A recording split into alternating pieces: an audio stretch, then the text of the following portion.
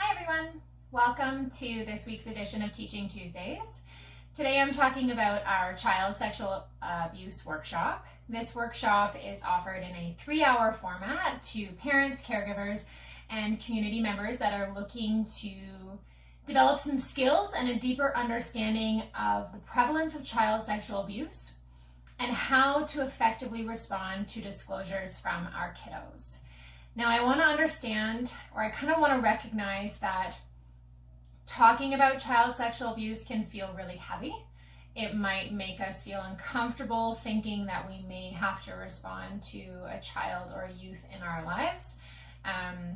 So this is something that we do need to understand, we do need to recognize within ourselves, but at the same time, if a child or a teenager has chosen us to share this story with, this is a sign that they have some trust in us, that they see something in us as adults that is safe, that is helpful, that we're really going to give them the time to share their story and we're going to listen to their story. So I think kind of if you can embody that sense of, okay, they've picked me, I'm here, I'm ready, I'm going to do my best to help them out, then that can really ease some of those concerns. So in thinking about child sexual abuse, this workshop covers the various impacts and indicators of abuse in children in terms of sexual abuse.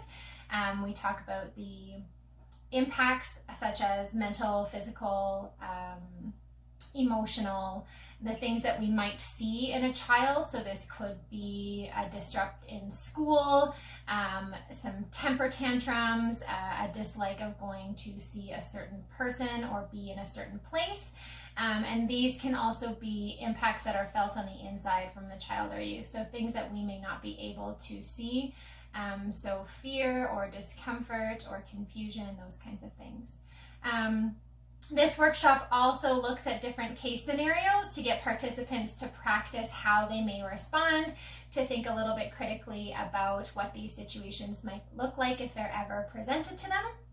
We practice through some various role plays. Don't worry, we do give some time to learn some of the skills beforehand. We look at the process of a disclosure, so how children disclose, some of those disclosing patterns that children and teenagers often do.